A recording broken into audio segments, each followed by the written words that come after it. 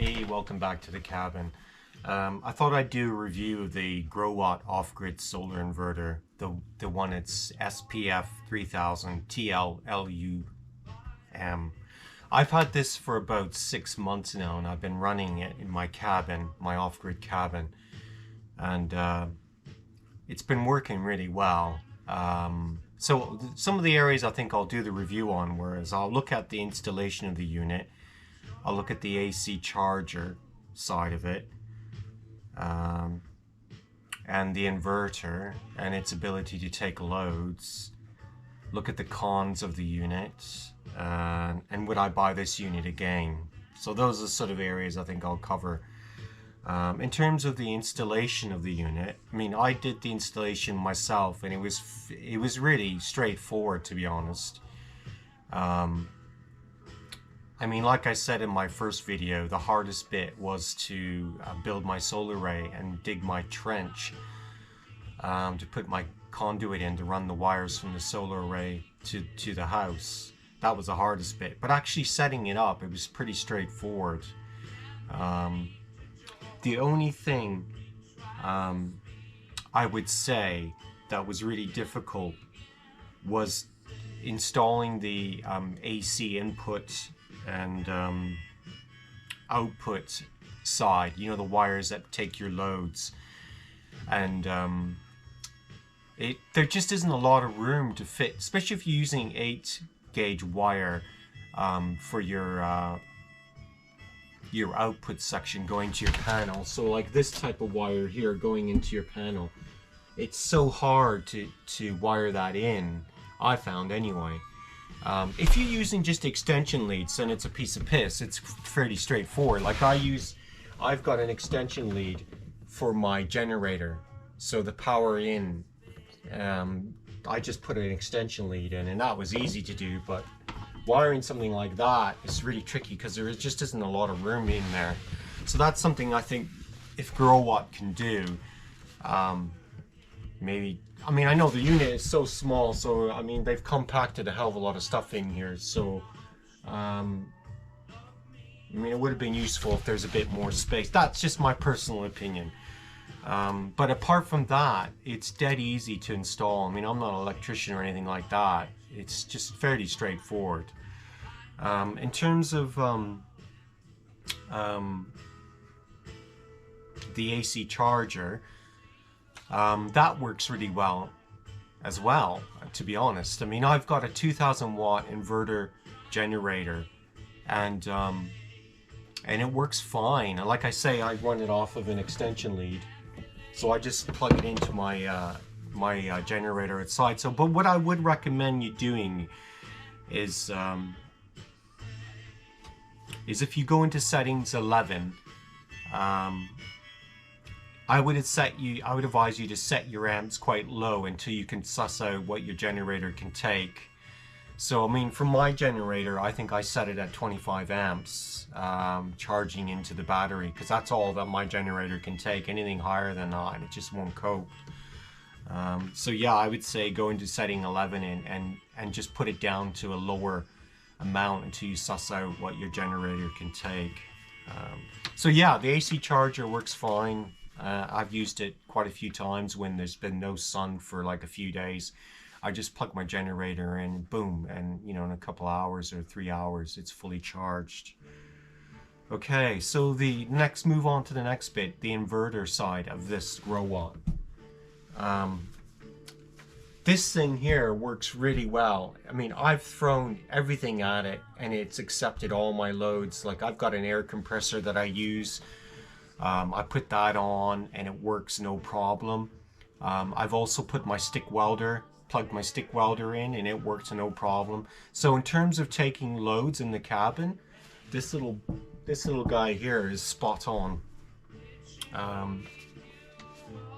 So yeah, so I think you'll have no problems with the inverter taking any loads in your cabin if you're going to get it for your off-grid.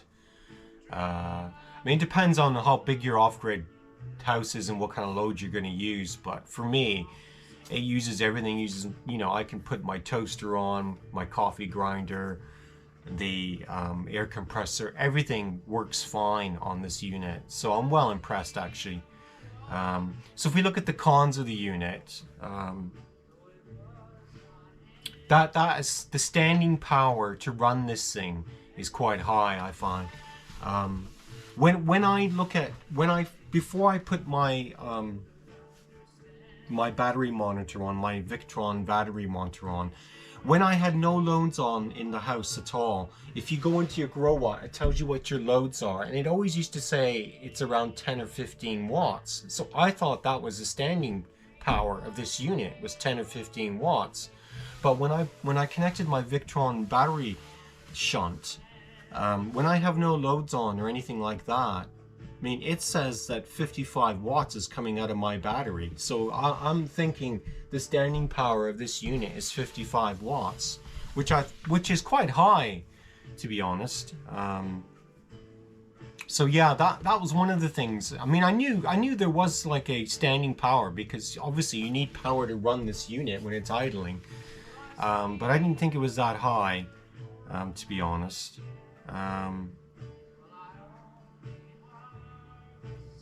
And also there's a power saving mode. So if you don't have a fridge, like I don't have a fridge, so there isn't anything drawing on my power source because it's got a propane fridge. So I tried putting on the power saving mode. That's in setting 4. So what that is basically the unit will it will send out messages to see how much watts are being used. So if you have less than 60 watts being used, the inverter will shut off automatically, right? And then once you put the power on, it should turn back on again. But I've tried that, and it just doesn't work for some reason. That's one of the things that just doesn't work, unless there's something I'm doing wrong. Unless because I've got it wired up to the house panel, maybe that has something to do with it. I don't know, but I can't use the power saving mode. I mean, if anyone knows what I'm doing wrong, let me know. But for some reason, it just won't work. So what I do sometimes at night is I just shut the inverter off, because why should I be, when I go to bed, if it's on for like 8 hours, that's like 50 watts. That's like 450 watts. So that's quite a bit of energy coming out of my battery. So I just shut the inverter off at night, and then I turn it on in the morning. So when the sun comes up in the morning, the unit just turns back on, and it starts charging your batteries or what have you, until you flip the inverter switch underneath here, the on and off switch underneath here. So yeah, so that's a bit of a con for me, but that's the only thing really. I mean, it's just they sort of like the standing power is quite high, but I think if you look at some of the other units, they're relatively the same, or if not higher. And another thing as well, I knew about this when I bought it, was the open circuit voltage of the PV array. That the most you can put up is 145 volts. So like I have 3 solar panels at the moment. I think what are they? 330 watts or something. 340 watts. Yeah, 340 watt panels. So I've got 3 in series. So that's fine at the moment, but I can put another solar panel up. I might do that next summer, I'm not sure. But yeah, but I think all the units are like that. Most of the units, the 24 volt units, are 145 open volts. But I think there's some, since I bought this unit, I think Signature Solar, I think they have EG4 unit. I think they have a higher open voltage on those units. I think that came out after I bought the Growatts. So there is more units out there now that you can buy that have a higher open circuit voltage of the PV array. But to be honest, I think for this small cabin that I'm living in, I think this little unit will be fine. If I put on maybe another solar panel, I think I'll be okay, to be honest. I might even just leave it on all night as well. If I have another solar panel, I think that will just probably make up the difference. So I guess if we just recap it all, would I buy this unit again? And I think I would. Yeah, I think it's been a reliable unit. It hasn't broken down on me, apart from once when I woke up in the morning. I had no power and I realized that the batteries weren't synchronizing when they were charging. There is a setting in the Growatt where you can synchronize your batteries, but for some reason that doesn't, well, it didn't work for me.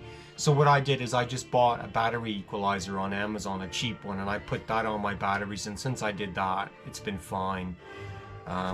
So that should be another con, really, the equalization of the batteries when they're charging.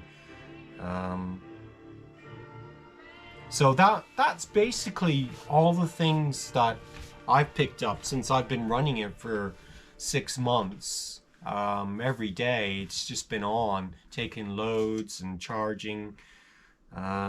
It's a pretty good unit. I mean, I don't think it's noisy at all. People say it's noisy when there's direct sun on the solar panels and power's coming into the unit. People say, oh God, it's really noisy. But I don't find it noisy at all, to be honest.